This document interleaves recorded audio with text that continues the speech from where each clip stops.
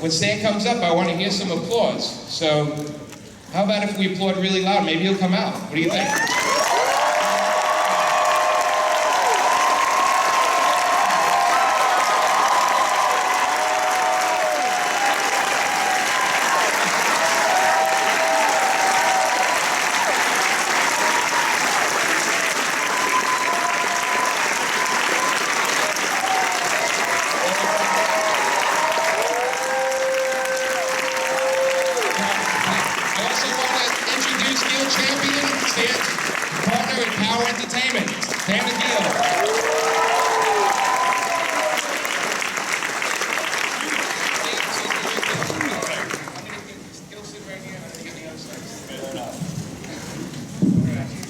I like having a lot of people with me. If anything goes wrong, blame it on them.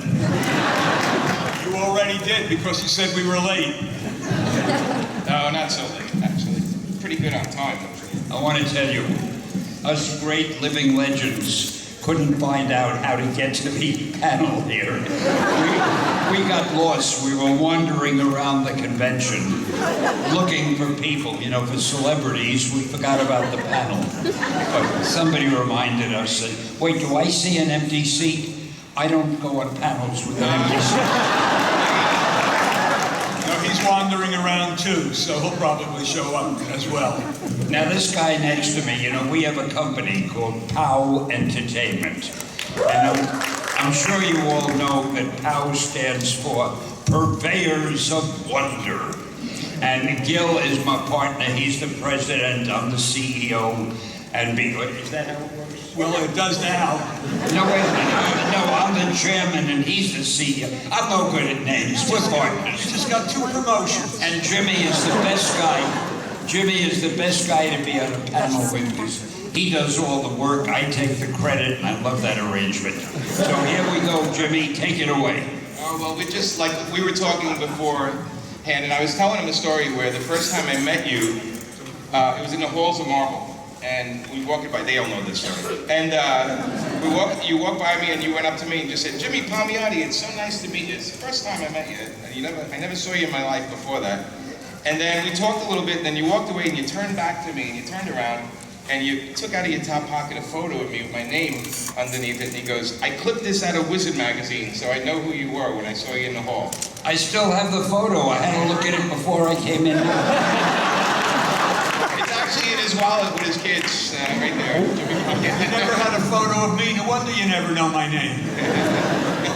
He's not photogenic, so he'll never make it. Well, this is the best panels are the interactive ones, you know. There you go. And yeah, we can do that too. You see, that thing was interrupting my view of all of you. Now I can see all your...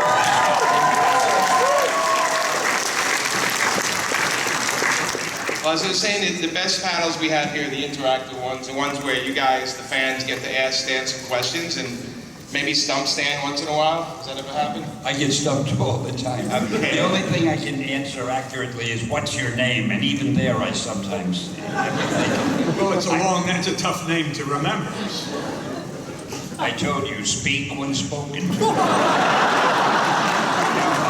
Even though I look like a perfect model of physical perfection, I have to tell you, I don't hear as well as I did.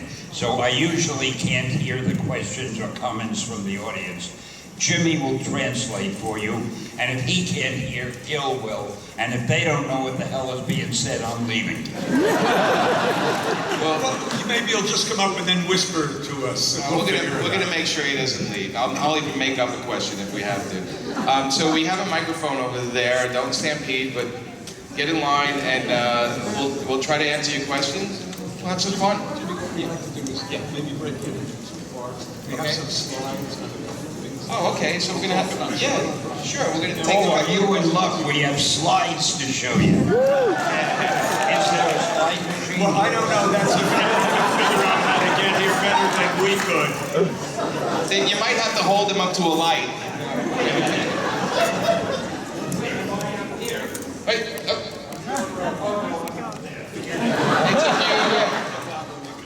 Well, The first slide, Stan, is Chakra, your Indian superhero that we've been working on. So. That's it. Chakra the Invincible. If you're going to mention him, give the whole name. No, I want to leave something It's for like you to the say. Amazing Spider-Man. Chakra the Invincible. Jimmy the I don't know what. Yeah, thank you. Well, there's time to think about it. So, Chakra is the first Indian superhero that Stan's come up with. It's now being turned into 3 new animated films for Cartoon Network India. And the next one's launching November this year. It's garnished a great deal of success in Europe and in India.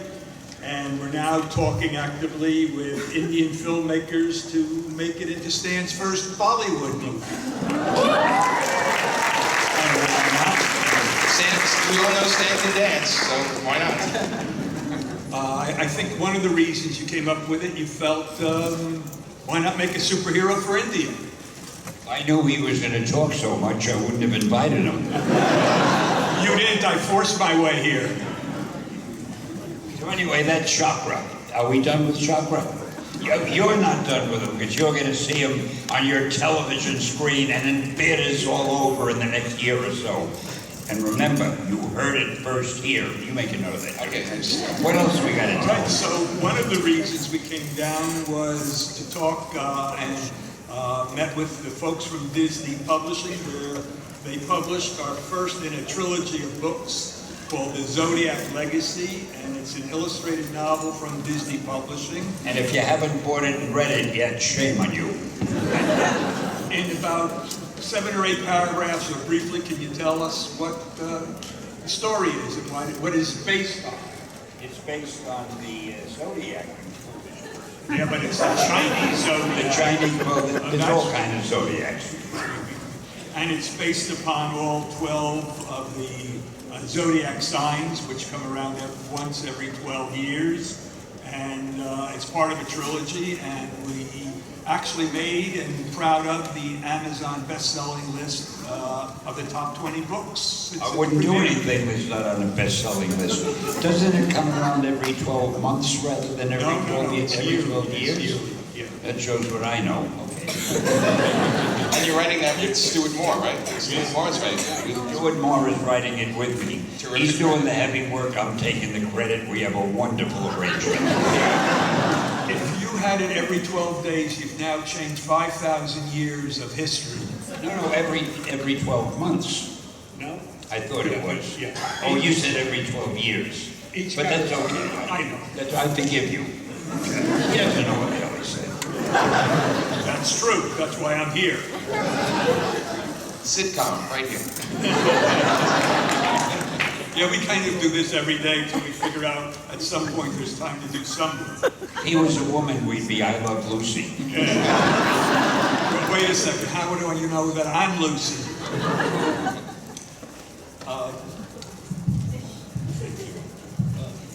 Okay.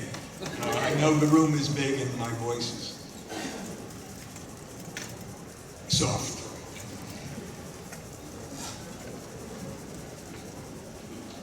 What's the next slide? It is, I believe, the new book, The Amazing, Fantastic, Incredible, Stanley's biography coming from Simon & Schuster. No, you said that so undramatically. It was called Amazing, Fantastic, Incredible.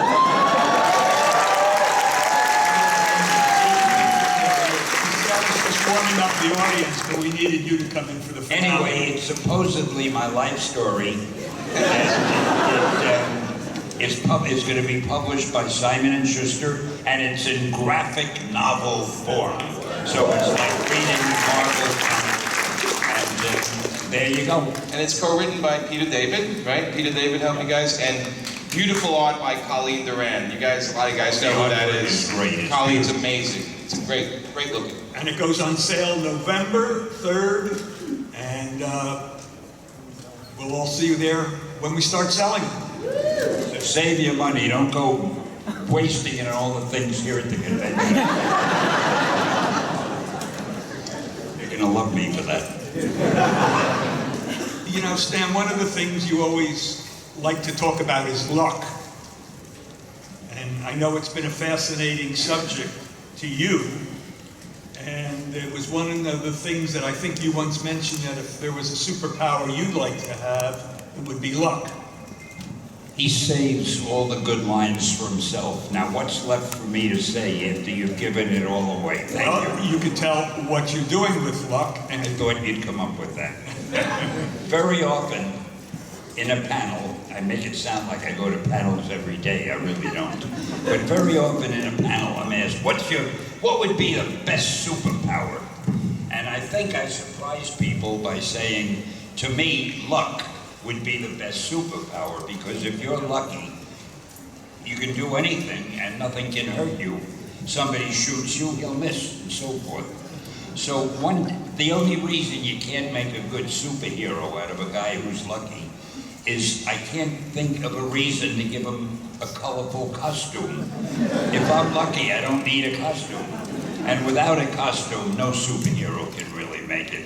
But anyway, I figured as a television series, it could be made. So Gil and I have sold the idea of a hero who's very lucky to, what channel is it in England? well, it's going to be on Sky One in the UK. And of course it'll come here after that. And it's a big, major television series. It's called Stanley's Lucky Man. I could have come up with much better titles, but that's what they wanted, and that's the name of it. And you'll be seeing it here in the next few months, I assume. So watch for it, and you can always say, I was the first one to know about it. I heard about it at Comic-Con. And all your friends are going to be so envious. It's a 10-part British drama, and it's from Carnival and the makers of Downton Abbey and Sky One in the UK. So it's going to be an exciting show. It'll premiere spring of 2016. So we'll keep you abreast of what's happening as we continue to come to these conventions and speak to them. If we remember. We'll try. And if not, tell us. All right, it's up to you, Jim. All right. First question. We did all the mentioning of our things. Well, you you seem kind of lazy, Stan. You're lazy these days. You're not really doing much. What's up with that? Look at it. You got TV shows, you got books, you got comics. It never ends, does it? Not supposed to end. This is what we do. That's right. Exactly. I love doing things for an audience. I love people enjoying what we write, what we draw, what we create. And that's what makes life fun. And I love being here on a panel with Jimmy Pelley. That's right. I'm hoping I'm in the autobiography. I doubt that. The only thing wrong is they ought to have that screen over here where we can see it, but what the hell? They promise next year. Yes. All right, let's take the first question. What's up? I heard that all the superheroes that were made were all from New York, because that was pretty much your world when you were growing up, and that's all that you were familiar with at that point in your life. If you were creating characters that were as iconic as what you did, would you have them from other places in the world now, or would you have changed where they're from, as opposed to all of them being from New York, if these things were developed a little bit later, 5, 10 years later? No, by the way, I heard that. I understood everything. My compliments. You're the first guy in a panel that I've ever understood. Anyway, Do you have any more questions? I didn't ask all the questions. No, I'd probably, well, actually, if I were writing superheroes now, I'd probably have them all living here in Los Angeles or Santa Barbara. Where the hell are we? San Diego. San Diego. I know. Got the right state. Come on. Anyway, the reason being, it's so much easier to write about characters if they live where you live. For instance, when I was writing about the Fantastic Four, I could let them have their headquarters on New York's East Side. I think it was in the 50s. I even gave the address. Spider-Man lived in Forest Hills, which is a suburb of New York. So everything seemed realistic. you know, as realistic as you can have a guy who crawls on walls and shoots webs. And for example, when I was a kid, I used to love to read Sherlock Holmes, and he lived on Baker Street.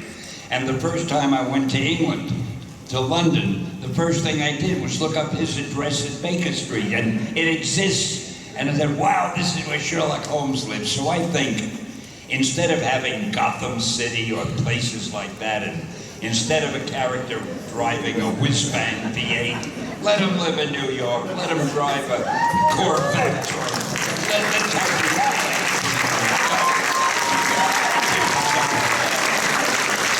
Good question, thank you. Next up. Hi, Stan. I admire you, but I also admire the relationship you have with your wife because I'm such a hopeless romantic. And do you have any relationship advice for someone in the home?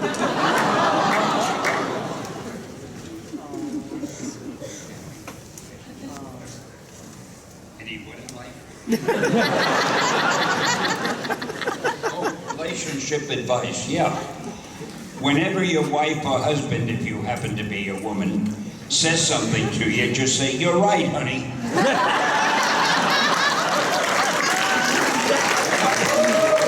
No, I don't know that there is any advice. First of all, you have to be lucky enough to marry somebody that you really love, and if you're lucky, who loves you also.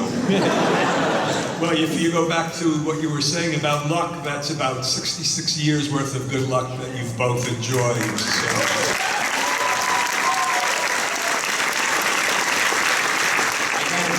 Despite all this glamour here, when I go home, the first thing she says to me is usually, "Take the garbage out," but I still love her. Thank you. Thank you so much. What are you so grateful about? That they're here. Well, no, they're lucky to be here. Oh, okay. I have to work my way to that. Yes. Stan, when you were creating superheroes, how did you decide the colors? Were you just oh, I like red and blue, let's make a superhero out of that? Or did you make the superhero and then we're oh, I like red and blue, let's add that? How did I decide what? Oh, I have something that I hate having to tell you, because you'll think less of me. And I hate to have you do that, but I did not pick the colors for the superheroes. To me, it Yes. never made any difference. There was a big sigh. All the colorists out there are clapping in the honest alley right now. Go ahead. We had two colorists at the company, Marie Severin and Stan Goldberg. And when either Kirby or Ditko or Ramita or somebody would make up a character, I'd give the drawing to one of them and say, "Here, color it." And they were good colorists, and they probably did a better job than I would have done. So that was it. And I know you're all going to go home and say, "Oh, Jesus, he didn't even color that." The man is a phony. That's it. All right. Thank you very much. Mr. Lee, December 2001, Amazing Spider-Man had superheroes and supervillains cleaning up the wreckage from 9/11 together. My question is, I know comics are made for entertainment, but I haven't seen anything like that in a while. What role do comic books play in having a social commentary, specifically with violence against young African American males in this country today? Actually, I'm no longer the editor or the publisher of Marvel, so I don't decide policy there anymore. But it really is in the hands of two people, the writer and the editor or the publisher. It's up to them to determine what type of stories they want and how they want to do it. What you say is a very cogent comment.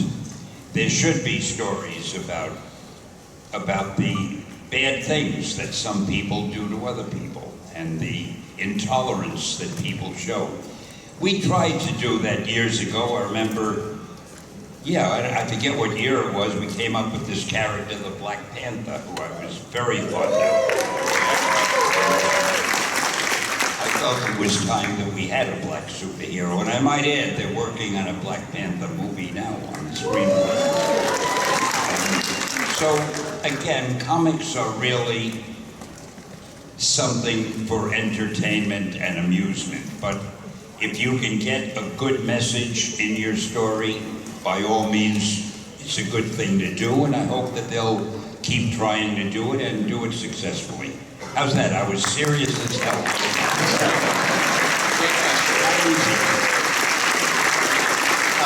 First of all, it's a pleasure meeting you, and thank you for everything you've done. I wanted to ask, you came in at a time when comics were coming and going pretty quickly. How did you know, at what point did you know that your characters would become legacy characters, that they were so important to so many people? At what point did I know it? When they started selling so well, and when I got this great fan mail. It's funny, when we started, before we had the superheroes, we get about 2 or 3 letters a week from so-called fans. And the letter would be usually something like, I bought one of your magazines and there was a staple missing. I want my money back. Well, after we started with the Fantastic Four, we started getting mail, usually in crayon, but it said, I read your book and I like it. A little bit later, the letters were written in pencil. Then they were written in pen. Later on, they were typed, and I knew we're getting somewhere. And some of the letters had a return address from a school or a college. So you didn't have to be a genius to realize we're doing something that people seem to like. And that's it, and we've kept trying to do the same thing ever since. Did I answer the question? Yeah, you did. I forgot what the question is. It's all right, Sometimes when I start talking, yeah, we're not going to talk about the letters that came from prisons, though, right? I didn't mention that. Okay, go ahead. Stan, you've worked in every type of genre, funny animals, western, military. Why do you think superhero comics is the one that took off and is what we have so much of today? That's a damn good question. I have a theory about it. See, you're not capturing me empty-handed. All of us, when we were young, I think, loved fairy tales. We loved stories of giants and monsters and dragons and evil witches and things like that. You get a little bit older, you don't read fairy tales anymore. But along comes superhero comics, and to me, they're the closest thing to fairy tales for grown-ups.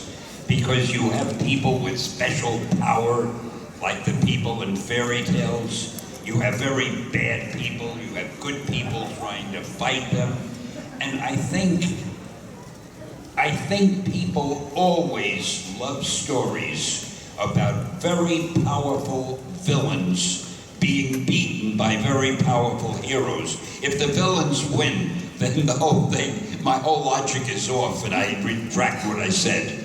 Well, you know what's so interesting, what you're saying is true, but it's also true around the world. I think that same philosophy or the history of what you've done resonates itself almost in every country, in every language around the world, and continues to do so today as well as it did in the past. I'm glad you mentioned that. That's right, the whole world owes me a debt of gratitude.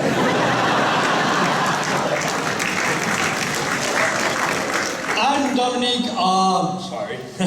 My question is for Stan Lee. You appeared in the movie Mallrats as a cameo, is that right? No, I was a supporting player. In fact, in Mallrats, I really like to think of myself as one of the co-stars.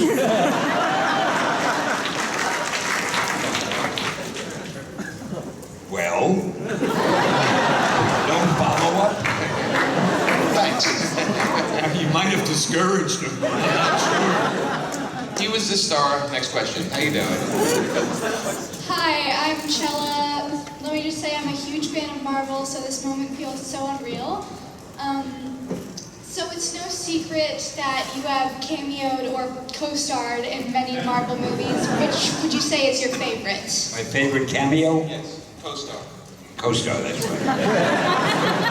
Well, in his probably my biggest fan. I really love them all. I'm not good at favorites. Everyone I think of, I say to myself, wow, that was great. How did I ever do that? I was good. I think maybe the last one I did a cameo for the next X-Men movie, which hasn't been released yet, and I did this cameo is different than every other one I've done. Why? You know that. He's telling me I'm not allowed to say much more. I'm getting it from over there, though. It's bouncing around like a pinball. Shut it down! Shut it down! But when you say I'm not allowed, will I be arrested? There's a good chance of that,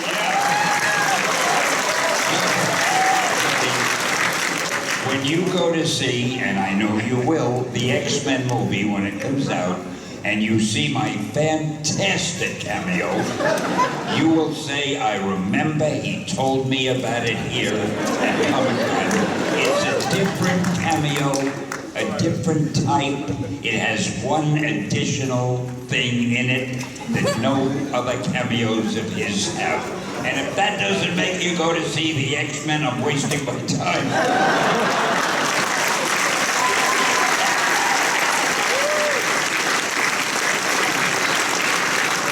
By the way, I think the unofficial count is now up to 27 cameos in 27 different films. How many Oscars, though? How many Oscars? How many Oscars? You deserve some Oscars at this point. I really don't know. Oh, wait, here's your chance, since you're all such terrific fans. Here's your chance to do something for this man that you're so crazy about. Who's that? If every one of you wrote a letter to the Motion Picture Academy and said, we are very indignant. How come there is no award for the best cameo of the year? I don't think I have much competition. Let's all do that tonight. No, I'm only kidding, because if I win, I'll have to wear a tuxedo and it's too much trouble. Next question. So as you know, there's plenty of YouTube channels out there that do a lot of animations for the Marvel characters. One that I'm subscribed to and love is How It Should Have Ended. And I was wondering what your opinion is of channels out there that have taken your characters and have just made animations of them and have blown up. Because Excuse me 1 minute. Why do you whisper it to me? They know it.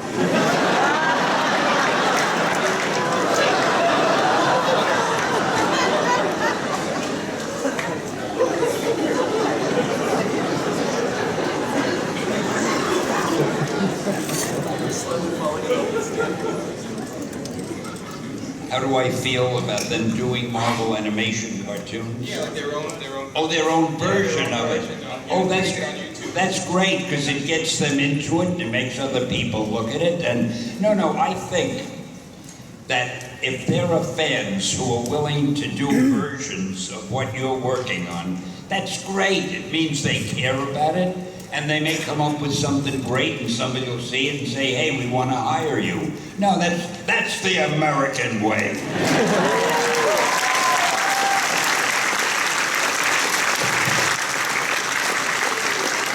We are working with YouTube now in the process of a contest to find a really good new creator of superheroes, and working closely with the YouTube company.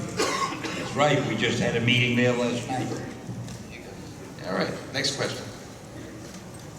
Stan, are you planning to make a superhero kid? You're what?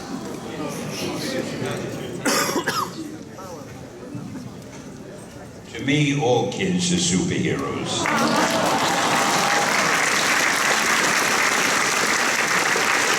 To answer your question directly, I haven't thought about that. I don't think anybody is working on it at the moment. But again, I don't know what they're working on at the Marvel bullpen. They may be, right now, creating the most super little 5-year-old you've ever seen. Next question. Stan, I've noticed that a lot of, long ago, not that long, when comics first started, it affected a lot of people in their lives. Do you think that's still happening, or comics, and superheroes in general, do you think that's still affecting how people live today?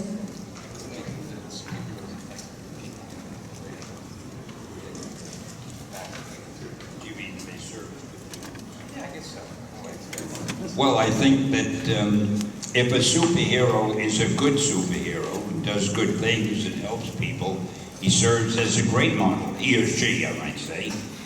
But there are no bad superheroes, so I guess they all serve as good. Because if they're bad, they're not superheroes. It's a contradiction of terms. I don't know what the hell Deadpool is. You have any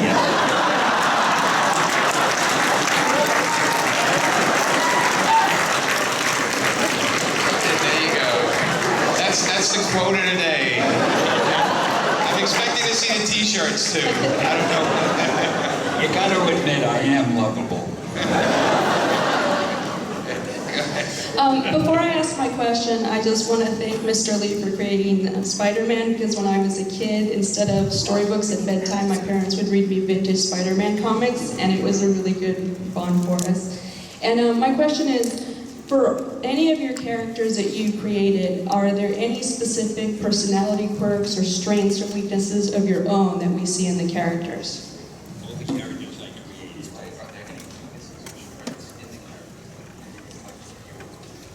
All of them. I think of myself as a typical person, so any of the characters that are brave and truthful and honorable and virtuous, that's me. And any of them that occasionally get scared and confused, that's me too. I tried to make our superheroes real people who just happen to have superpower.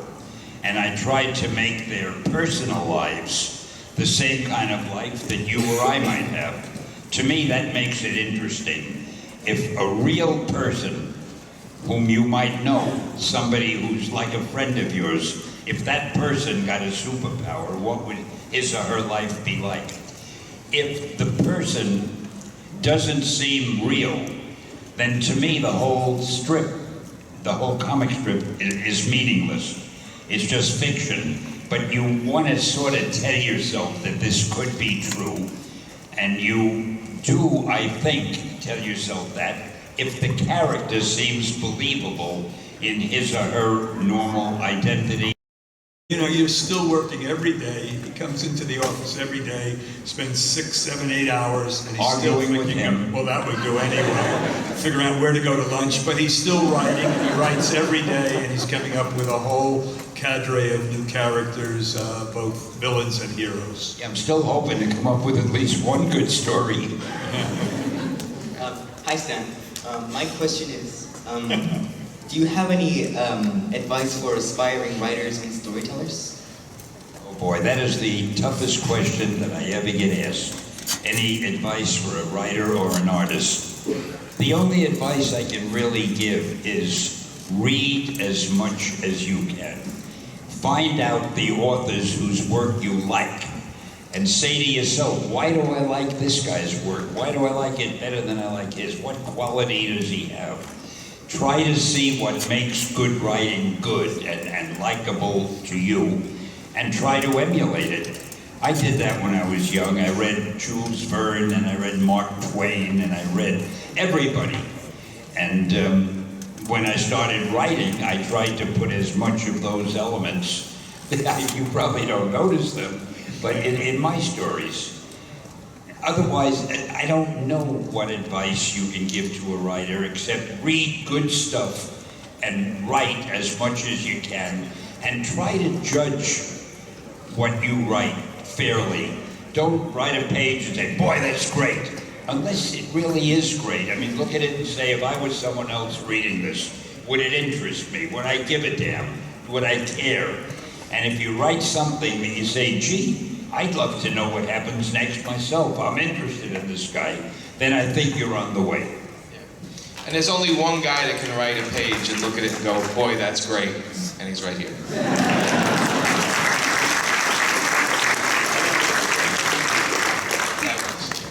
Hi, Stan. If you ever were a Marvel character, which Marvel character would you be? Oh, Tony Stark.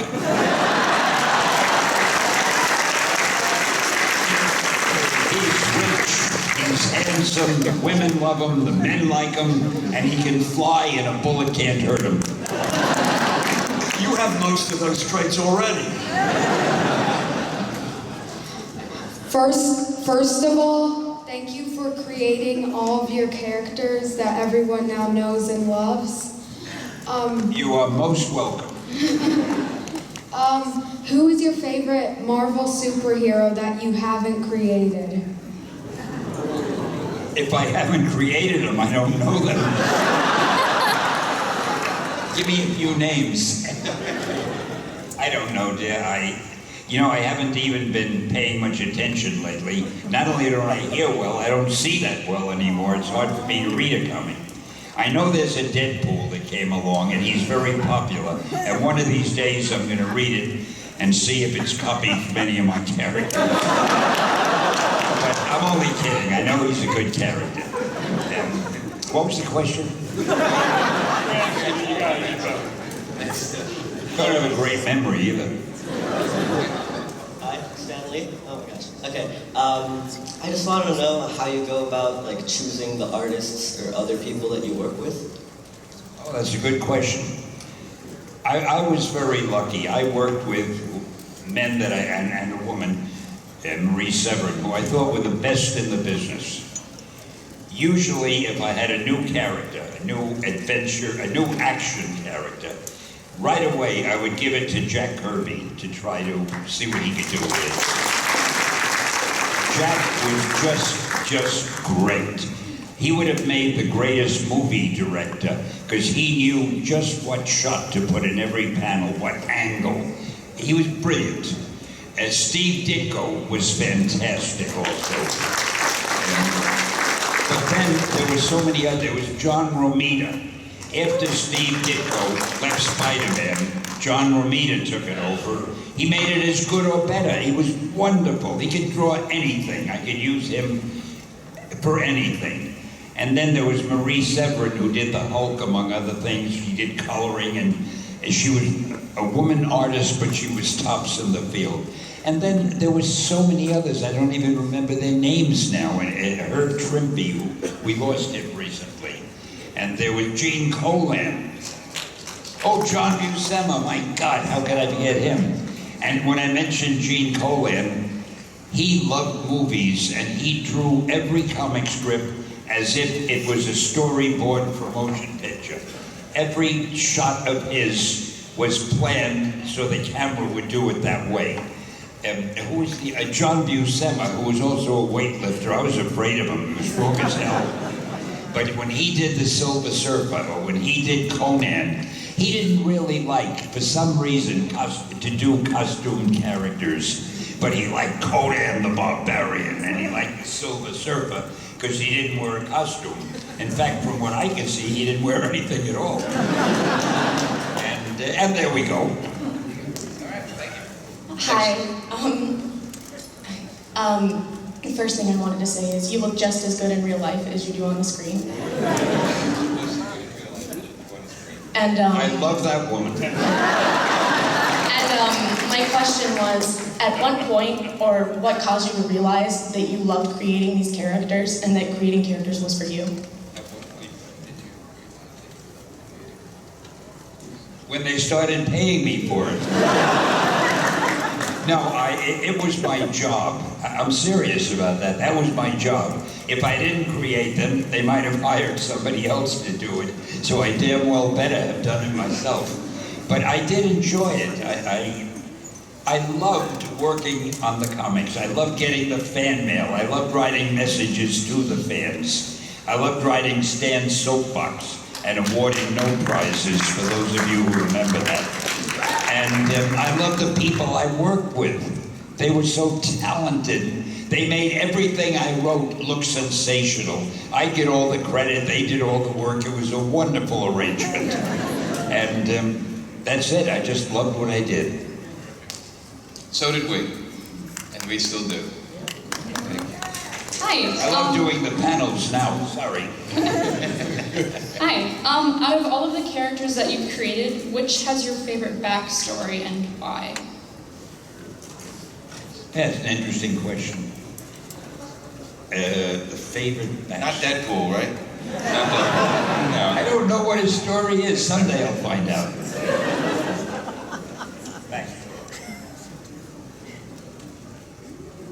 Maybe the Silver Surfer, because he had to give up being human in a sense and become what he was in order to save his whole planet from destruction.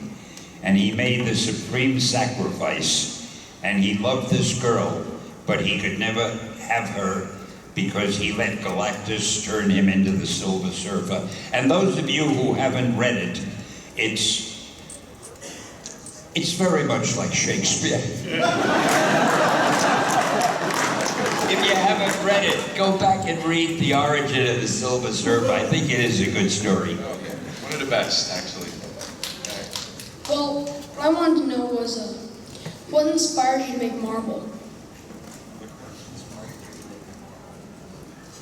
Oh, well, what happened was, if you mean the name Marvel, we used to be called Atlas Comics. And one day I said, Jesus, we have so many new fans, and we're doing books that are different than we did years ago. We need a new name. So I thought Marvel would be a great name, because I love advertising, and you could use it to advertise. You could say things like, remember, wherever you go, whatever you do, make mine Marvel, or welcome to the Marvel Age of Comics. I love the word.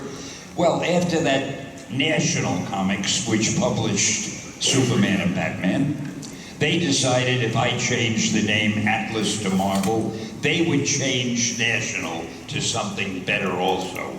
So what did they come up with? In all of their brilliance, what name did they come up with that would inspire the readers?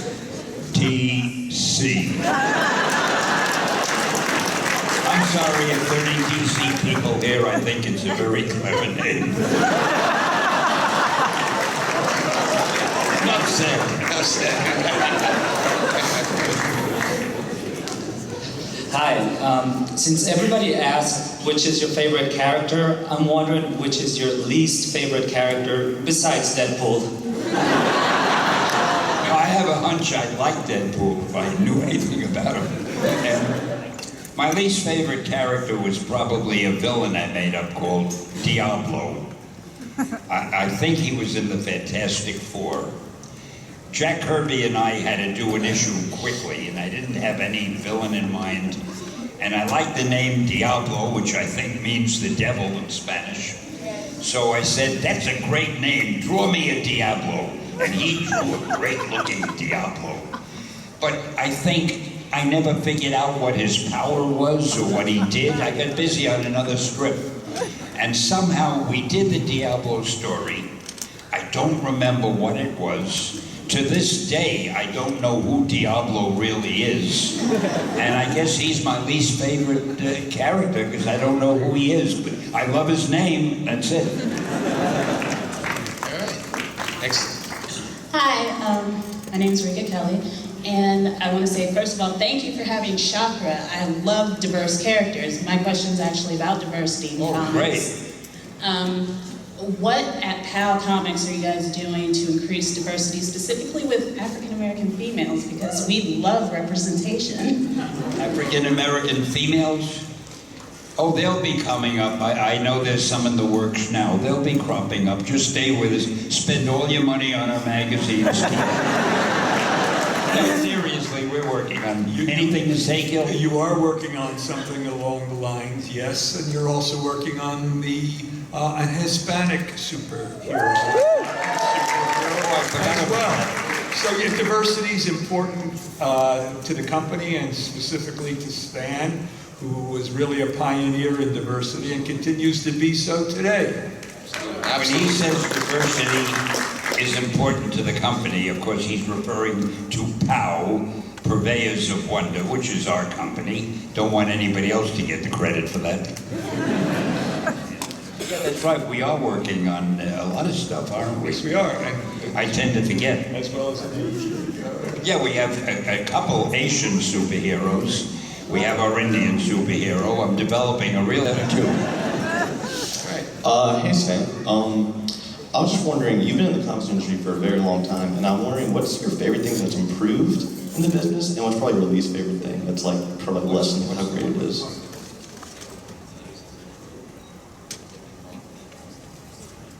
Well, I think the artwork has gotten fantastic. So many of the books now, you thumb through them, it's like you're looking at paintings that belong in a museum gallery. The subject matter encompasses everything now. The books have gotten a little bit more adult. I just hope that we don't lose the young readers. I hope that the stories are still simple enough and clear enough that the young readers stay with us. But I think the books really are getting fantastic. From what I thumb through them, I can't read them well, but just looking through them, they're beautiful. Of course, I'm referring to the Marvel books. I never look at anything else. Yes, and I want to mention before, everything wraps up, who's on Twitter? Anybody in the room? You guys following Stan, the real Stan Lee on Twitter? Okay, just checking. I'm at J Palmiotti. Please follow me. I gotta grab it while I can up here. Absolutely. But we got the last question coming. Go ahead. Hello, my question is about your involvement in Big Hero 6, being Fred's father. Are we going to see any more involvement with you in a sequel, and is it going to involve underpants?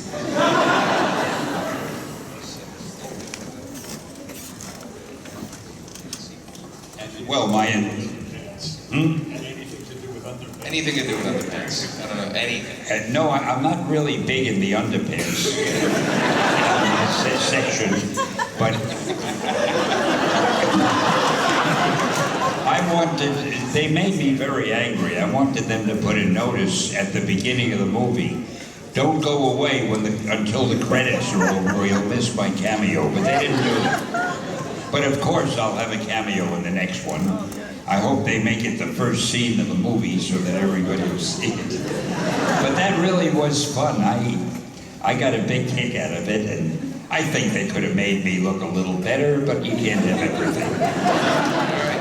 And I just want to say, everybody, let's make some real noise, because you might not see Stan until next year, or unless you're another con. Let's make some noise. Thank you so much.